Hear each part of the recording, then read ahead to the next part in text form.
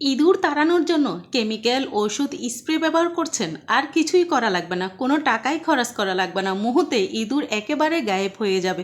কষ্ট করে ইঁদুর মারা লাগবে না, এমন একটা টেকনিক আজকে আপনাদের সাথে শেয়ার করব, যেটা দেখলে আপনারা একেবারে অবাক হয়ে যাবেন এবং টাকা পয়সা কিছু খরচ না করে বিনা পয়সায় ইঁদুর ঘর থেকে নিমিশেই পালাবে।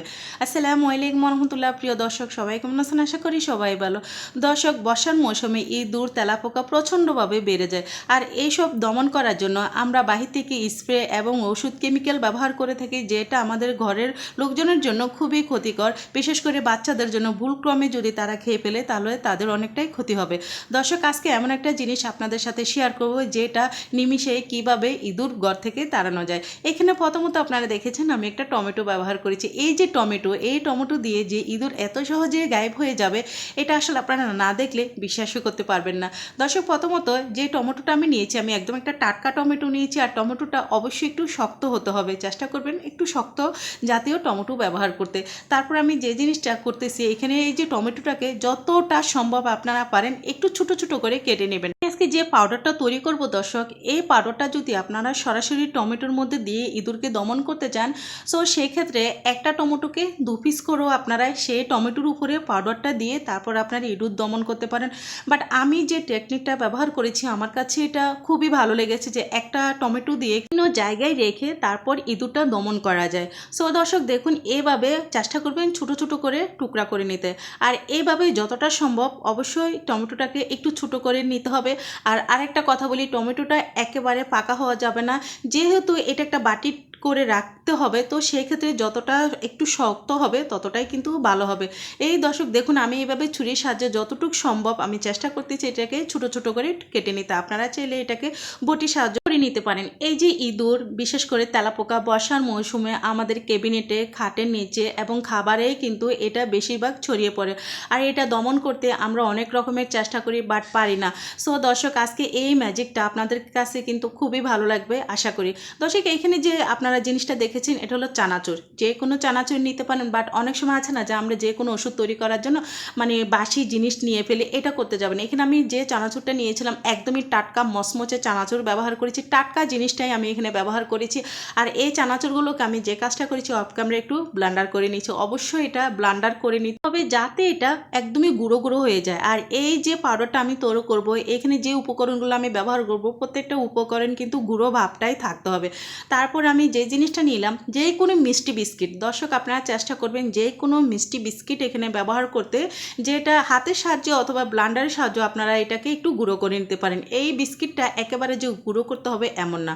সো দর্শক, তারপর আমি যে গুরুত্বপূর্ণ দুটো জিনিস অ্যাড করব, যে দুটো জিনিসের মাধ্যমে ইনশাল্লাহ দর্শক একদমই কিন্তু ইঁদুর আর তেলাপোকা দুটোই চির গায়েব হয়ে যাবে।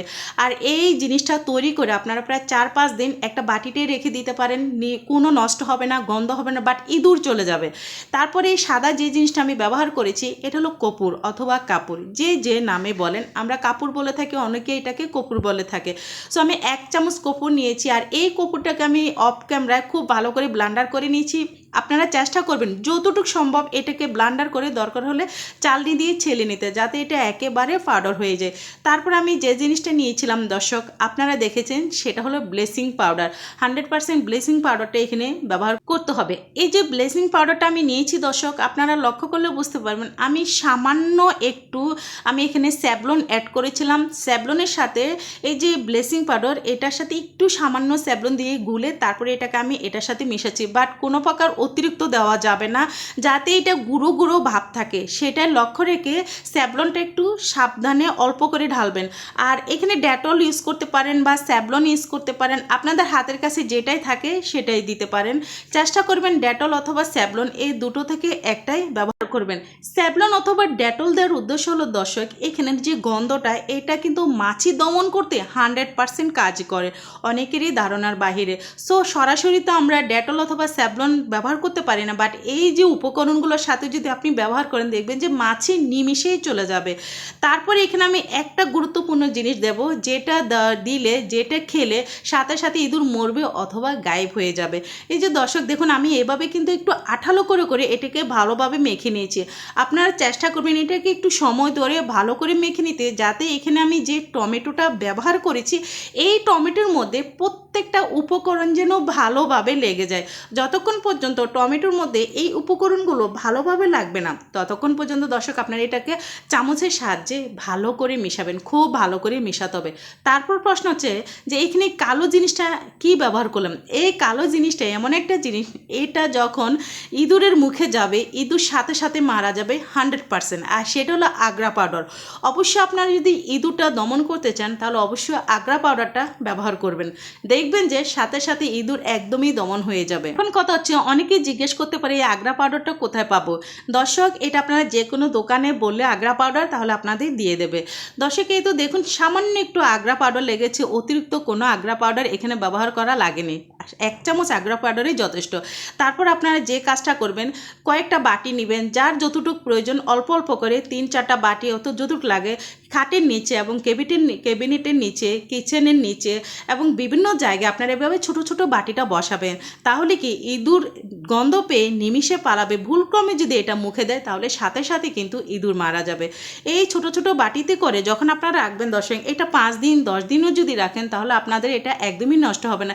যেমন আমি রেখেছিলাম, আমার কাছে খুবই ভালো লেগেছে একটা জিনিস যে এটা থেকে কোনো প্রকার গন্ধ বের হয়নি এবং এটা নষ্ট হয়নি, এভাবেই ছিল। যেহেতু এখানে আমি ব্লিচিং পাউডার এবং ডেটল ব্যবহার করেছিলাম, সো সেই ক্ষেত্রে আপনারা এটা কয়েকদিন কিন্তু ভালোভাবে ব্যবহার করতে পারবেন, কোনো সমস্যা না। আর সব থেকে বড় কথা হলো মাছি কিন্তু একদমই থাকবে না, ঘরে একটাও মাছি থাকবে না এই যে গন্ধ, এটার গন্ধে।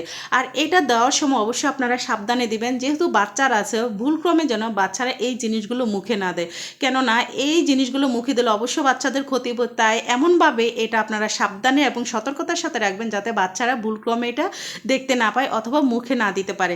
যেহেতু এখানে কয়েকটা উপকরণ আছে যেগুলো বাচ্চাদের জন্য একেবারে ক্ষতিকর। এটা তৈরি করার সময় দর্শক আপনারা অবশ্যই লক্ষ্য করবেন এটা যেন একটু শুকনো শুকনো ভাব হয়, একটু ঝরঝরা ভাব হয়। সো সেই ক্ষেত্রে ওইভাবে আপনারা তৈরি করবেন। অতিরিক্ত পানি অথবা অতিরিক্ত ডেটল অথবা অতিরিক্ত স্যাভলন আপনারা ব্যবহার করবেন না, তাহলে কি এটা পানি পানি ভাব হয়ে যাবে, অল্প সময়ের মধ্যে এটা নষ্ট হয়ে যাবে। আর আপনারা লক্ষ্য করলে বুঝতে পারবেন আমি যে জিনিসটা তৈরি করেছি অবশ্যই এটা একেবারে কিন্তু ঝরঝরা হয়েছে, কোনো প্রকার আমি ভিজা ভিজা ভাব একদমই করিনি। সো দর্শক এইভাবে যখন আপনারা এটা তৈরি করবেন তাহলে আপনারা অনেক দিন এটা ব্যবহার করতে পারবেন ইনশাল্লাহ। সো এইভাবে যাদের ঘরে বেশি ইঁদুর রয়েছে তারা যে কাজটা করবেন, প্রত্যেকটা রুমে একটা একটা করে এই বাটিটা ব্যবহার করতে চেষ্টা করবেন। যে এক রুমে দিলেন আরেক রুমে দিলেন না, সেটা হবে না। যখনই আপনারা রেমেডিটা তৈরি করবেন আপনারা চেষ্টা করবেন আপনাদের যতগুলো রুম অতগুলো রুমের জন্য একটা করে বাটি ব্যবহার করতে, তাহলে কিন্তু আপনারা ফলাফলটা একটু তাড়াতাড়ি পাবেন। এই যে দর্শক আমি দেখাচ্ছি, আমি এখানে কিন্তু ক্যাবিনেটের নিচে আমি ব্যবহার করেছি। আর এইভাবে কিন্তু আপনারা বাটিগুলো বিছিয়ে দিবেন। যাদের বাসায় অতিরিক্ত ইঁদুর থাকে তারা একটু ডবল দিতে চেষ্টা করবেন, যেমন আমি দিয়েছি। একটা জায়গায় কিন্তু আমি 2টো বাটি ব্যবহার করেছি, যেহেতু এখানে একটু ইঁদুরের সমস্যা রয়েছে সেক্ষেত্রে। সো দর্শক এভাবে দেওয়ার পর দর্শক আপনারা যে কাজটা করবেন, ক্যাবিনেটের যে ঢাকনা সেটা অবশ্যই লাগিয়ে দিবেন যাতে এখানে যে গন্ধটা এটা একদমই বাহিরে না আসতে পারে। এই গন্ধ পেয়ে ইঁদুর একেবারে পালাবে, অথবা যদি ভুলক্রমে ইঁদুর মুখে দেয় নিমিষেই কিন্তু ইঁদুর মরে যাবে। এই তো এভাবে আপনারা কিচেনে অথবা উপরে ক্যাবিনেটে, খাটের নিচে, আলমারির কোনায় ব্যবহার করবেন, ইনশাল্লাহ নিমিষেই ইঁদুর চলে যাবে। আজকের মতো দর্শক আমি এখানে বিদায় নিলাম। আল্লাহ হাফেজ।